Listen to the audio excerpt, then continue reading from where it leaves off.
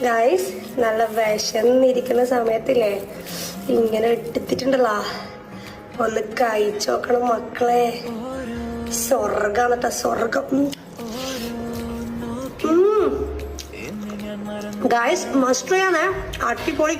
ആദ്യം തന്നെ ഈ വീഡിയോ ഒന്ന് സേവ് ചെയ്ത് ഷെയർ ചെയ്ത് വെച്ചോ, നിങ്ങൾക്ക് എപ്പെങ്കിലും ഉപകാരപ്പെടും. വീട്ടിൽ കറിയൊന്നും ഇല്ലാത്ത സമയത്ത് ഉണ്ടാക്കാൻ പറ്റിയിട്ടുള്ള ഒരു കിടിലൻ ഐറ്റാണ് ഗൈസ്. ഫസ്റ്റ് തന്നെ ഒരു പാത്രത്തിലേക്ക് വെളിച്ചെണ്ണയും മുട്ടി ഇട്ട് കൊടുക്കുക. എന്നിട്ട് അതിലേക്ക് ഉപ്പ് ഇട്ട് കൊടുത്ത് നമ്മളെ കയ്യിൽ വെച്ച് ഇതേപോലെ മിക്സ് ചെയ്യുക ഗൈസ്. ഈ ഒരു പാത്രം ഉണ്ടല്ലോ ഗൈസ്, എന്ത് രസം അറിയാം കുക്ക് ചെയ്യാൻ വേണ്ടിട്ട്. എന്നിട്ട് നന്നായിട്ട് ഇതേപോലെ മിക്സ് ചെയ്ത് എടുത്തിട്ട് ഒരു നല്ല സ്റ്റൈലുള്ള പാത്രത്തിലേക്ക് മാറ്റി വെക്കാം. സ്റ്റൈൽ ഇല്ലാത്തയാണെങ്കിൽ കുഴപ്പമില്ല കേട്ടോ. പിന്നെ സുജാതയുടെ മിക്സിയിലേക്ക് നമുക്ക് ഉള്ളി ഇട്ട് കൊടുക്കുക, തക്കാളി ഇട്ട് കൊടുക്കുക, വറ്റൽമുളക് ഇട്ട് കൊടുക്കുക, ഇഞ്ചി ഇട്ട് കൊടുക്കുക, ഒരു കൈ നിറച്ചും വെളുത്തുള്ളി ഇട്ട് കൊടുക്കുക. അതതിന്റെ ടേസ്റ്റ് കേട്ടാ. പിന്നെ മുളക് പൊടി ഇടാം. കണ്ടാ സുജാതച്ചിന് മിക്സ് ചെയ്യുമ്പോൾ നന്നായിട്ട് അങ്ങ് അരഞ്ഞ് കിട്ടും ഗൈസ്. അങ്ങനെ ഒന്നില്ലെങ്കിൽ ഇഷ്ടത്തിൽ മിക്സ് എടുക്കട്ടാ. പിന്നെ വന്നിട്ട് നമുക്ക് ഉപ്പും മസാലപ്പൊടി ഇട്ട് കൊടുക്കാം. അത് ഏത് വേണമെങ്കിൽ ഇട്ട് കൊടുക്കാം. ഞാനിവിടെ ഗരം മസാലപ്പൊടി ഇട്ടിട്ടുള്ളത്.